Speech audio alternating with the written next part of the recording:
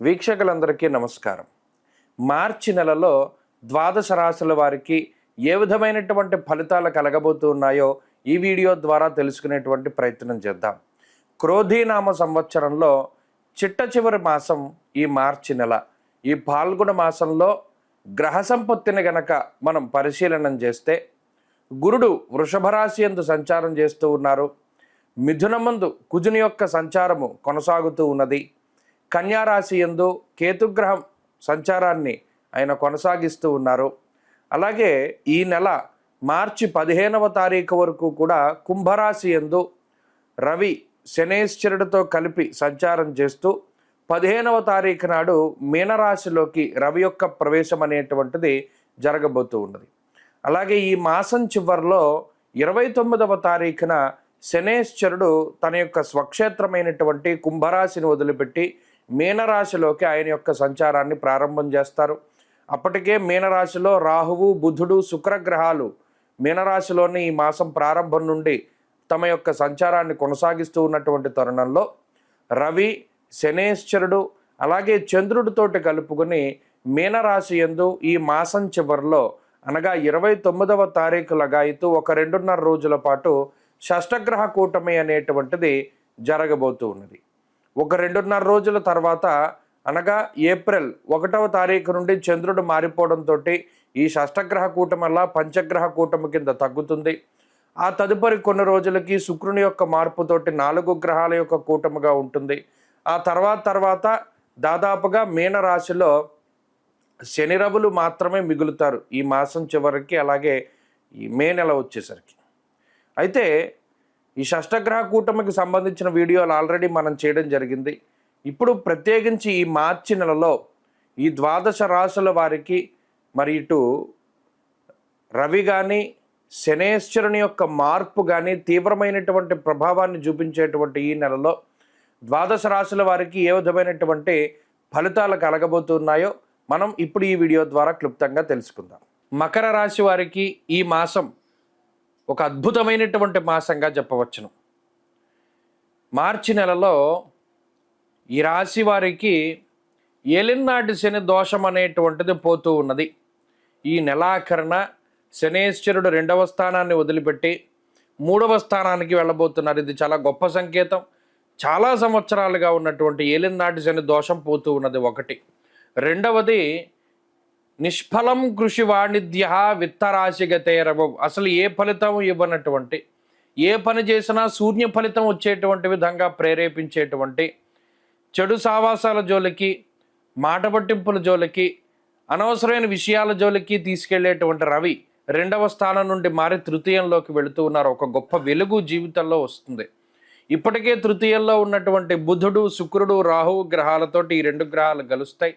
షష్ఠ స్థానమందు కుజుడు యోగిస్తూ ఉన్నారు. పంచమంలో గురుబలం ఉన్నది. చాలా అద్భుతమైనటువంటి గ్రహస్థితి. నిజానికి ఏదో ఆ అమరిక కూడా చాలా గొప్పగా భగవంతుడు అమర్చాడా ఈ గ్రహాలని అన్నట్టుగా షష్ఠ కుజుడు, పంచమ గురుడు, తృతీయ రవి ఇవన్నీ కూడా చాలా యోగ్యమైనటువంటి గ్రహాలు ఇప్పుడున్నటువంటి మకర రాశి వారి పరిస్థితికి. ఎందుకంటే తృతీయంలో ఉండేటువంటి రవి ఆత్మవిశ్వాసాన్ని ఇస్తారు. ఇక మన చేతిలో ఏమి లేదు, మనం ఏమి చేయలేము, మన బతికింతే అని ఎవరైతే బాధపడుతూ ఉన్నారో వారికి రవి ఒక గొప్ప చేయూతనిస్తారు. తృతీయ స్థానముందు రవి నిత్య సంతోషాన్ని కలగజేస్తారు. ఆరోగ్యం నిత్య సంతోష అన్నది శాస్త్రం. ప్రతినిత్యం సంతోషాన్ని కలగజేస్తారు. ఆర్థికాభివృద్ధిని కలగజేస్తారు. ఆరోగ్యాభివృద్ధిని కలగజేస్తారు.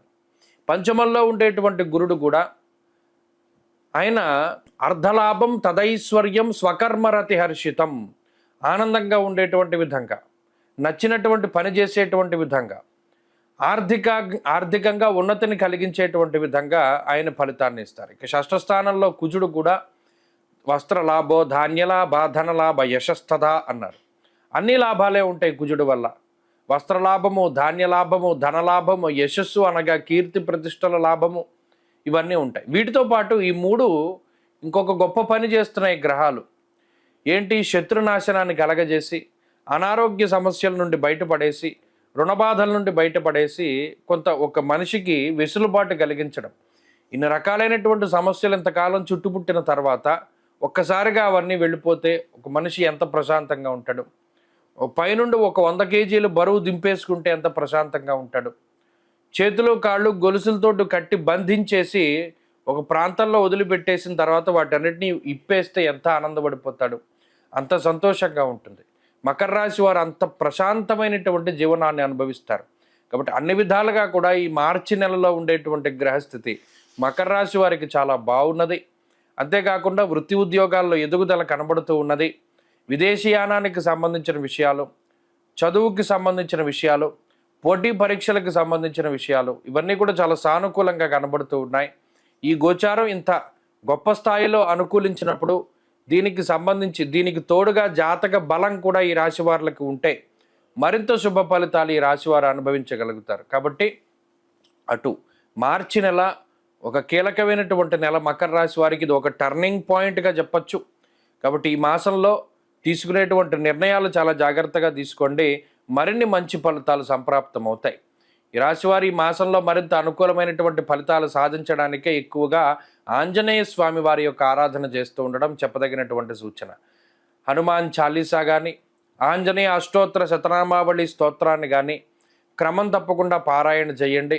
ప్రతినిత్యం ఆంజనేయ స్వామి వారి సింధూరాన్ని ధారణ చేయండి. మంచి ఫలితాలు సంప్రాప్తమవుతాయి.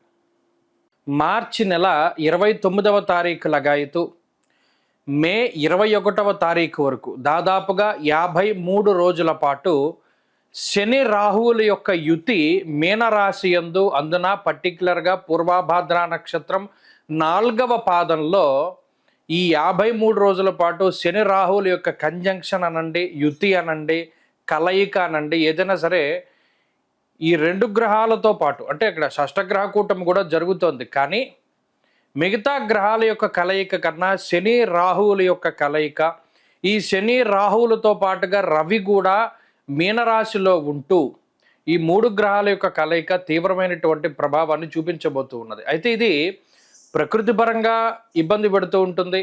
ఈ షష్టగ్రహ కూటమి వల్ల ప్రకృతి పరంగా వచ్చేటువంటి విపత్తుల గురించి మనం ఆల్రెడీ ఒక వీడియో చేశాం, అది డిస్క్రిప్షన్లో ఉంది. అయితే ఇప్పుడు చేస్తున్నటువంటి ఈ వీడియో ప్రత్యేకించి ద్వాదశ రాశుల వారికి శని రాహువుల యొక్క యుతి వల్ల వచ్చేటువంటి విపరీతమైనటువంటి ఫలితాలు ఏమిటి, ఇందులో కొంతమంది విపరీతంగా లాభపడేటువంటి సందర్భాలు ఉన్నాయి. ప్రత్యేకించి శని రాహువులు కలిసి యోగిస్తే ఓవర్ నైట్ స్టార్స్ అని చేస్తారు ఆ 2 గ్రహాలు కూడా.